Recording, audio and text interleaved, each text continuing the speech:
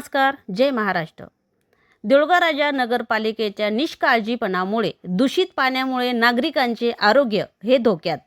नगरपालिकेच्या पिण्याच्या पाण्याच्या टाकीच्या आतमध्ये व वरती घाणीचे साम्राज्य। खंडोबा टेकडीकडे जाणाऱ्या रस्त्यावर शहराच्या काही भागात पाणी पुरवठा करण्यासाठी टाकी बांधण्यात आली। या टाकीवर आणि टाकीच्या आतमध्ये घाण असून ती घाण पाण्यात मिसळून नागरिकांना अस्वच्छ पाण्याचा पुरवठा होतो। त्यामुळे या परिसरातील जन आरोग्य धोक्यात आले आहे। पिण्याच्या पाण्यात दूषित होत आहे, त्यामुळे सदर पाणी आरोग्यास हानिकारक झाले।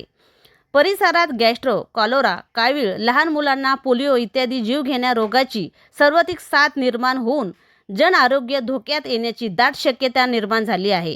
अनेक दिवस लोटूनही प्रशासनीय या गंभीर समस्येकडे अद्यापही लक्ष दिले नाही। त्यामुळे नागरिकांच्या आरोग्याला धोका वाढला आहे। सर्वाधिक आजार ह्या पाण्याद्वारे होत असतात। त्यामुळे नागरिकांना स्वच्छ पाणी मिळणे हा त्यांचा अधिकार आणि प्रशासनाचे आद्य कर्तव्य आहे। नागरिक वेळेवर कर भरतात, मग मूलभूत सुविधा वेळेवर का नाही?